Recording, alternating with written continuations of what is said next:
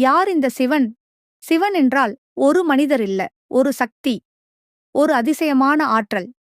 அவரை கண்களால பார்க்க முடியாது, ஆனா மனசால உணர முடியும்.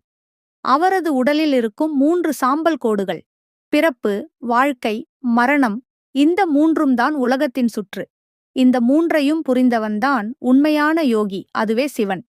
அவரது ஜடையில் பாயும் கங்கை, அது நம் சிந்தனை மாதிரி.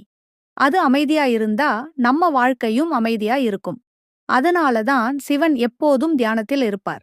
அவரது 3வது கண் திறந்தா வெளியில எதுவும் எரியாது. ஆனா நம்முள் இருக்கும் இருட்டு, அதாவது அறியாமை, அது அழிந்து போகும். அதுவே உண்மையான அறிவின் ஒளி. அந்த ஆற்றல்தான் குண்டலினி சக்தி என்று சொல்லப்படுகிறது. அது நம் உடலுக்குள்ளே உறங்கிக் கிடக்கும் ஒரு ஆழமான சக்தி. சிவன் அதை கிளப்ப சொல்லுறார். அவர் சொல்லுறது, உன்னுள் இருக்கும் சக்திதான் உன் கடவுள். அந்த சக்தி எழுந்தவுடன் மனிதன் மாறிவிடுவான். அவன் மனசு, உடல், அறிவு எல்லாம் ஒன்றாக இயங்கும். அந்த ஒளிதான் ஓம். அது சிவனின் ஒளி. அது உலகத்தின் இதயத் துடிப்பு மாதிரி.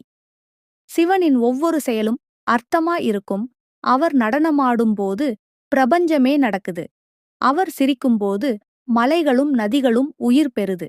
அவர் அமைதியா இருந்தால் நேரமே நின்றுவிடுது. அவர் உருவம் பயமுறுத்தும் மாதிரி இருந்தாலும் அவர் உள்ளம் அன்பு நிறைந்தது. அவர் அழிவு என்றால் பயமில்ல, அது ஒரு புதிய தொடக்கம். அவர் நடனம் என்றால் விளையாட்டு இல்ல, அது உலகத்தின் இயக்கம்.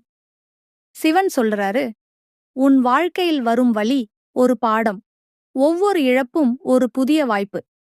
அதனாலதான் அவர் நிலையற்றதுதான் நிலைன்னு சொன்னாரு. சிவனின் உண்மை, உண்மை வெளியில இல்ல, உன்னுள்தான் இருக்கு.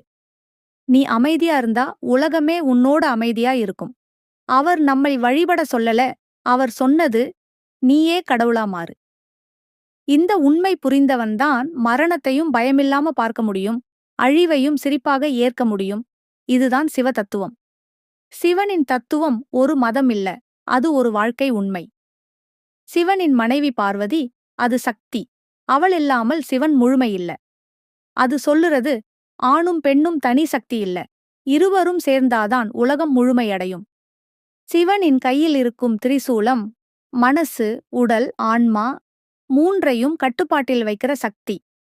அவர் சொல்லுறாரு, இவைகள் உனக்கு அடிமையாகணும், நீ அவற்றுக்கு அடிமையாகக்கூடாது. அவரது கழுத்தில் இருக்கும் நாகம் பயத்தை குறிக்குது. அவர் அத கழுத்தில் போட்டது பயத்தை தடுக்கணும் இல்ல, அதை உன் சக்தியாக மாற்றணும். சிவனின் சாம்பல் இறப்பின் நினைவு. அவர் சொல்றார், ஒரு நாள் நீயும் சாம்பலாகி போகணும், ஆனா அந்த நாள் வரை நல்லா வாழ், உண்மையாரு.